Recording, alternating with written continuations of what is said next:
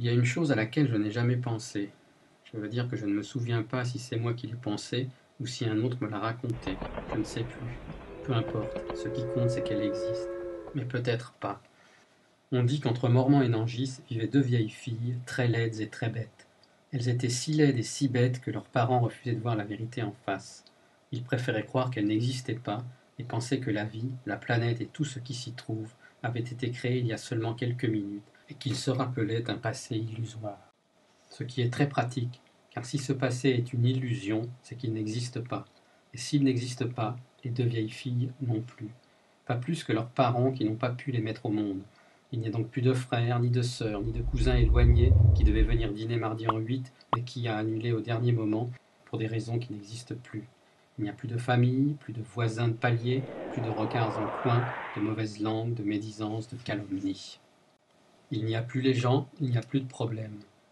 Il n'y a plus de hordes barbares qui pullulent aux frontières du Kobi, plus d'innocents enfermés dans des malles étanches, de maisons brûlées, de quartiers incendiés, de survivants fauchés à la mitraillette, plus de guerres appendicectomiques, d'intestins sur le trottoir, de ventres mous, de mornes pleines, de Serbes morts.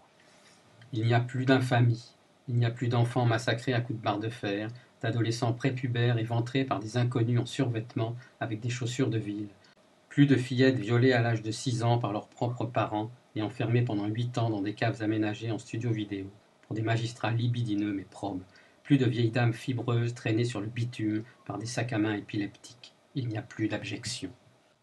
Mais il n'y a plus non plus de matins radieux, ni de doux soirs d'été, plus de jupes légères, de jambes de femmes, de pieds graciles, d'huîtres grasses, de vin de Bordeaux, de nuits d'ivresse, de nuits sans lune, de lune avec des pipas pour l'homme qui est un idiot pour l'homme et un grand malade pour l'humanité. Il n'y a plus rien. On a remonté le cours du temps depuis le remboursement de la dette sociale jusqu'au chaos primordial.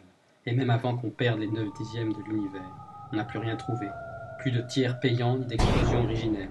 Plus d'espace infini ni de tickets modérateurs. Il n'y a plus de lendemain, plus d'éternité, plus d'histoire du monde, plus rien. Et dans ces conditions, on ne peut raconter l'histoire de personne puisque rien n'existe en dehors de l'illusion.